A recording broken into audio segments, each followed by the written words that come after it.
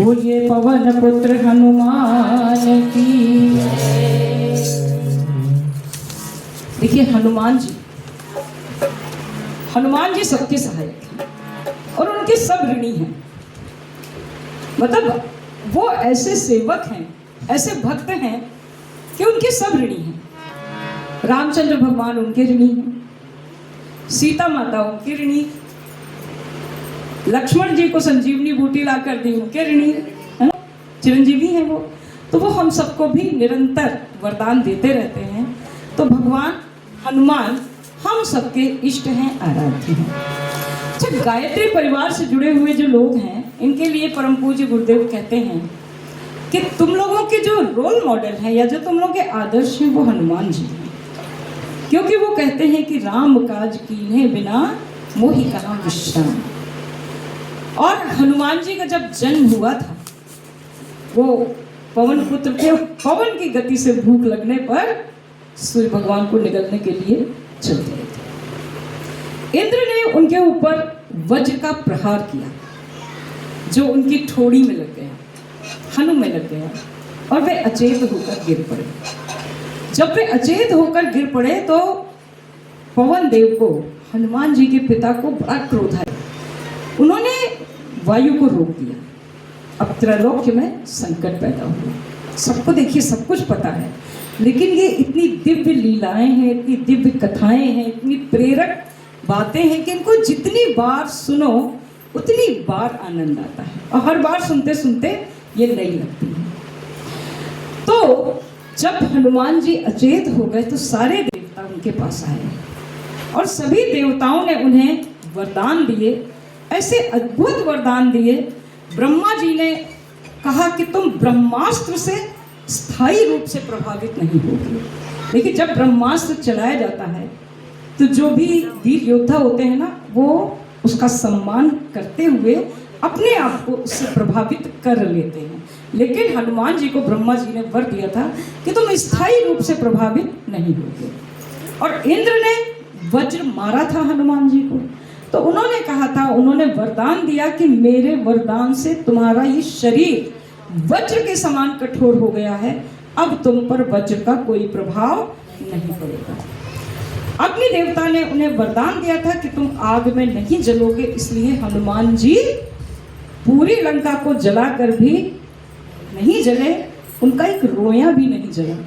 ये राजेश्वरानंद सरस्वती जी ने बड़ी सुंदर कविता इस विषय पर बनाकर लिखी कि जब हनुमान जी लंका को जलाकर माता सीता के पास आए तो माता सीता ने पूछा कि पुत्र, तेरी पूंछ में तो बड़ी जलन हो रही, कितनी जल गई जरा देखो। तो पता चला एक रोया भी नहीं जला।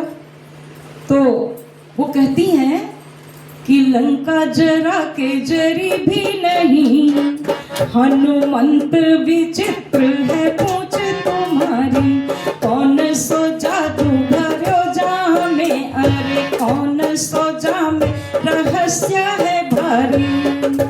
बोले कपिहिया राघव आगे पीछे है पूछ रहस्य है भारी, वानर को भला पूछत कौन है, राम के पीछे है पूछ हमारी।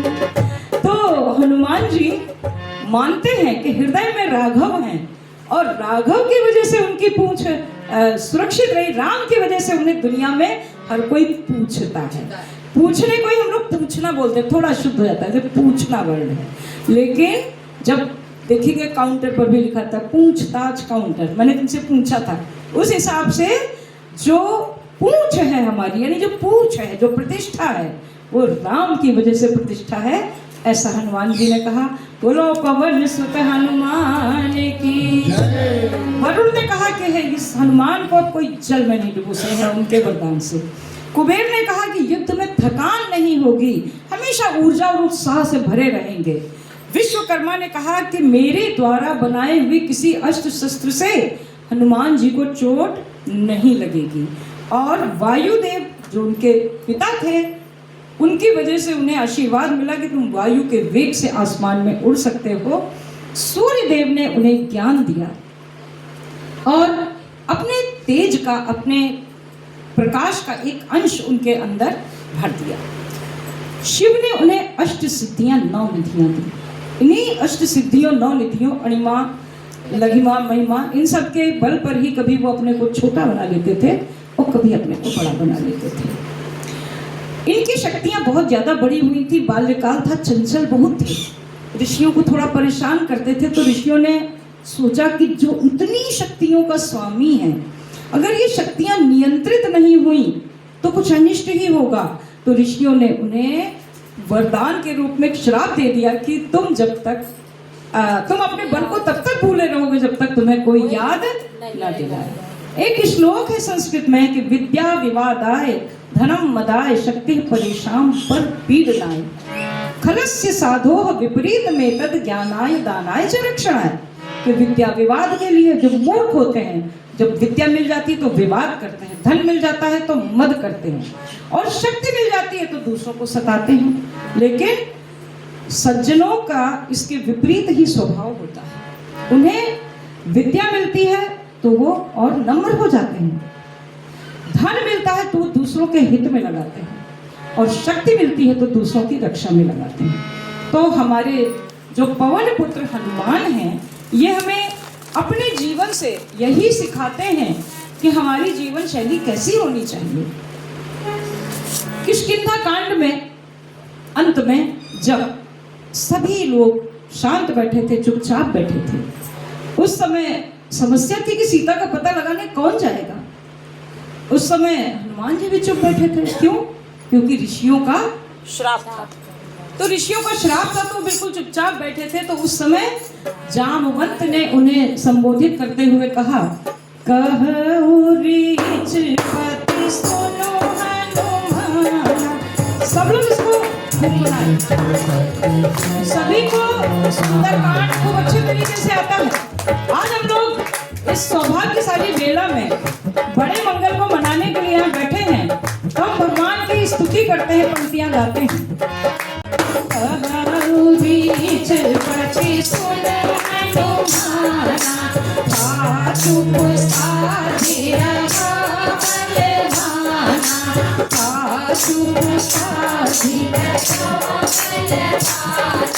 नाम काज मति तव अवतारा, नाम काज मति तव अवतारा, सुनते ही भयउ पर्वता सारा, सुनते ही भयउ पर्वता सारा। पवन सुत हनुमान की जय। चल दिए हनुमान, बल याद आ गया, समुद्र को लांघने लगे। मैनाक पर्वत समुद्र में डूबा हुआ था।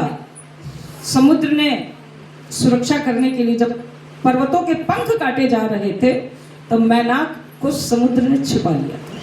पंख इसलिए काटे जा रहे थे कि लोक परंपरा है, जनश्रुति है कि पहले पर्वतों के पंख होते थे, वो चाहे जब उड़ते थे और चाहे जहाँ बैठ जाते थे। तो जब वो बैठ जाते थे तो उसके नीचे अपार जीवों की हानि होती थी। तो उनके पंख काट दिए गए। समुद्र ने मैनाक को अपने अंदर छिपा लिया। जब उन्होंने हनुमान जी को समुद्र के ऊपर उड़ते देखा तो समुद्र ने कहा कि मैनाक तुम जाओ और हनुमान को थोड़ा विश्राम दो। तो मैनाक ने जब उनसे विश्राम के लिए अनुरोध किया तो उन्होंने उपेक्षा नहीं की। हनुमान जी ने उन्होंने स्पर्श किया, प्रणाम किया और कहा कि राम काज कीन्हे बिना मोहि कहा विश्राम। ये हमें ये सिखाता है चाहे जितना बल हो, लेकिन यदि सद्भावना पूर्वक कोई हमें सहयोग देने आता है तो हमें उसे अवश्य स्वीकार करना चाहिए। हनुमान जी को सभी देवताओं ने बल दिया, बुद्धि दिया, विनम्रता दिया। ये सूर्य भगवान की विशेष कृपा से उनको ये ज्ञान मिला। उनके पास सारी शक्तियां थी। शक्तिशाली को मद हो जाता है, जैसा कि अभी श्लोक में था कि विद्या विवादाय धनम मदाय, कि धन आ जाए मद हो जाता है, शक्तियां आ जाए तो मद हो जाता है, बुद्धि आ जाए तो आदमी अपने आगे किसी को समझता नहीं। लेकिन हनुमान जी को पता है कहाँ पर बुद्धि का प्रयोग करना है, कहाँ नम्रता का प्रयोग करना है। और सुरसा जब उन्हें खाने के लिए अपना मुंह बढ़ाती जा रही है तो हनुमान जी क्या करते हैं, जस जस सुर सा बदन बढ़ावा, जस जस सुर सा बदन बढ़ावा, आसुरों ने कपि रूप दिखावा,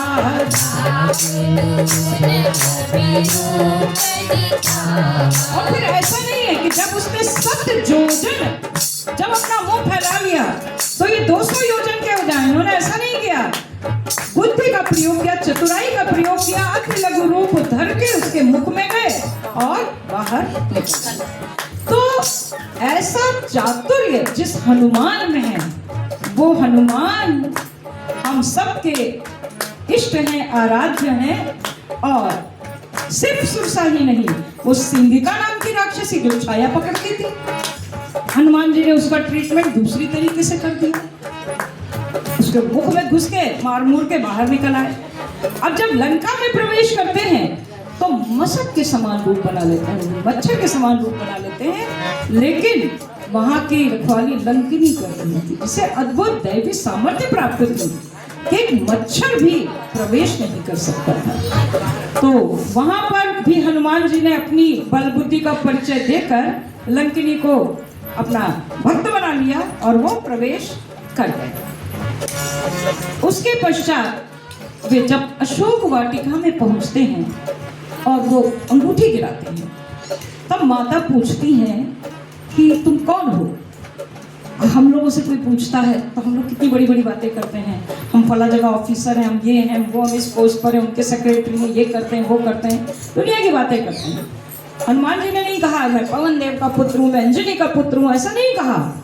मुझे अग्नि से वरदान मिला है, मुझे वरुण से वरदान मिला है, मुझे यम से वरदान मिला, ऐसा नहीं कहा। सिर्फ परम विनम्रता पूर्वक क्या कहते हैं, राम दूत मैं मातु जाने की, राम दूत मैं मातु जाने की, सत्य शपथ करुणा निधाने की, सत्य शपथ करुणा निधाने की, बोलिए पवन पुत्र हनुमान की जय। और जब सीता माता को संशय होता है कि है सब कपि सब तुम्हें समाना, जातु धान बत अति बलवाना, तो हनुमान कनक भूधराकार अपने शरीर को प्रकट कर लेते हैं और अंत में पूछते हैं कि माँ मुझे बड़ी भूख लगी है, आपकी अनुमति हो तो फल खा लूं। तो माता कह देती हैं कि यहाँ पर बड़े वीर भयानक लोग हैं जो इसकी रक्षा कर रहे हैं। तो वो कहते हैं कि उनका तो मुझे भय नहीं, अगर आपकी इजाजत हो। बस फिर उनका उपद्रव शुरू होता है, फल खाते हैं और पेड़ तोड़ते हैं। इस सब लोग रावण को समझाते हैं, लेकिन रावण की समझ में किसी की बात नहीं आती। तुलसीदास कहते हैं कि सचिव वैद गुरु तीन जो, प्रिय बोल ही भय आस, राज धर्म तन तीन कर होई बेनी नाश। तो हनुमान जी किसी भी काम का श्रेय अपने ऊपर नहीं लेते हैं, हर पराक्रम का श्रेय वो भगवान राम को देते हैं, अपने स्वामी को देते हैं। हम छोटा सा कोई काम करते हैं तो उसको 2-3 बार बताते हैं। वो बताते हैं कि देखो ये मैं तो यहाँ जल्दी आ गई थी, मैंने सारी पूड़ियाँ वूड़ियाँ ना सब बेल के सेक ली हैं और सब झाड़ू पोछा कर लिया। उन्होंने देखा मैंने इतनी बात बताई, लेकिन सामने वाले ने तो ये भी नहीं कहा, कुछ भी नहीं कहा, इसका मतलब सुना नहीं। हम बहुत जल्दी आ गए थे।